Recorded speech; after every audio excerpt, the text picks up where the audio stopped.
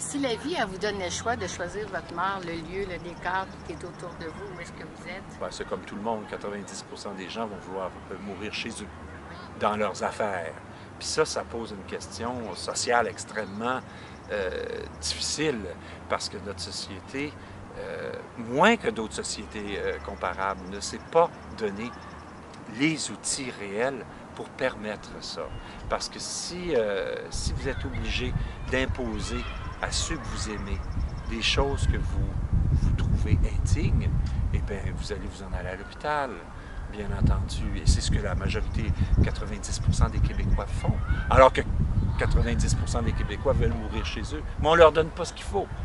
Parce que c'est un investissement et je pense que nos décideurs ne sont pas encore convaincus que cet investissement, parce qu'ils pensent souvent en termes de vote, hein, pour dans 1 an, pendant 4 ans, etc., ils n'ont pas compris que cet investissement, c'est celui qu'on fait dans les générations subséquentes.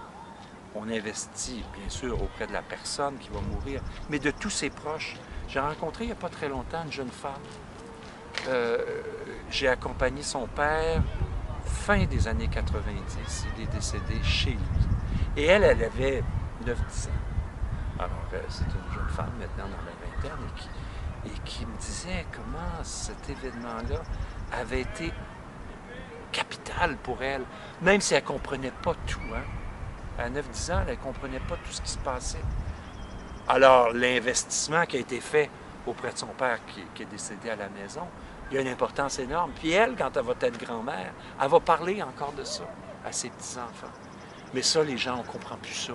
On ne comprend plus la succession des générations. On fait partie d'un petit instant de vie, on est centré sur notre petit individu et on ne comprend plus qu'on vient de très loin derrière et qu'après nous, ça va continuer.